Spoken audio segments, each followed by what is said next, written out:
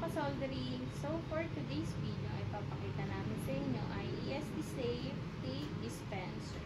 Meron tayong size na small, medium, and large. So guys, meron tayong size na small, medium, large.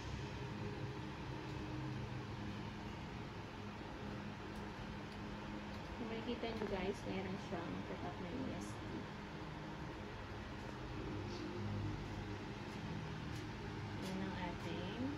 ESD Safe Dispenser.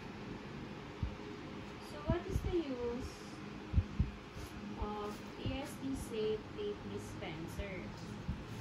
An ESD Safe Tape Dispenser is designed for use in ESD electrostatic discharge protected areas to minimize or eliminate static-related problems. These dispensers are made of conductive and static dissipative materials. Here are some key uses and features. Number 1. Static dissipation. Constructed with static dissipative and conductive materials to reduce static electricity. Number 2. Material construction.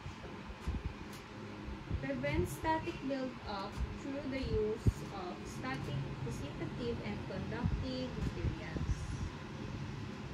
Number 3. Space efficiency.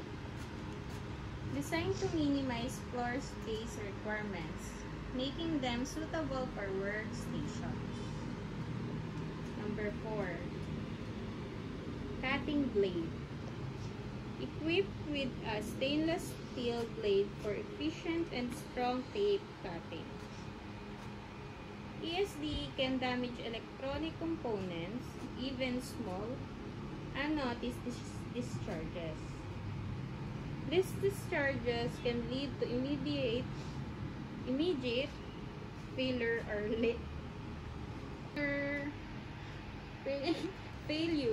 or latent damage that appears later. To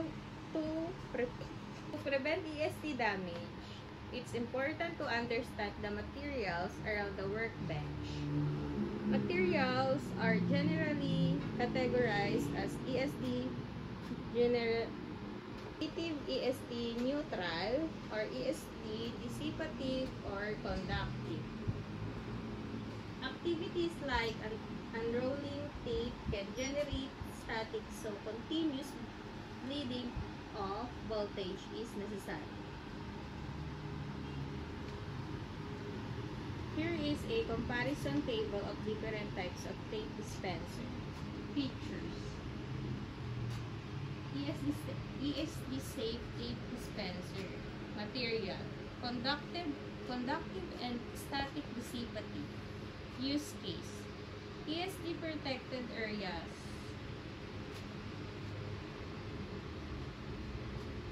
Purpose: minimizes static related issues. Key benefit: prevents electrostatic discharge damage. Additional functionality may include grounding options. So, ayan lang guys. Ayan ang ating ESD Safe Dispenser. So, ayun lang guys. Please subscribe our YouTube channel and TikTok account. Thank you!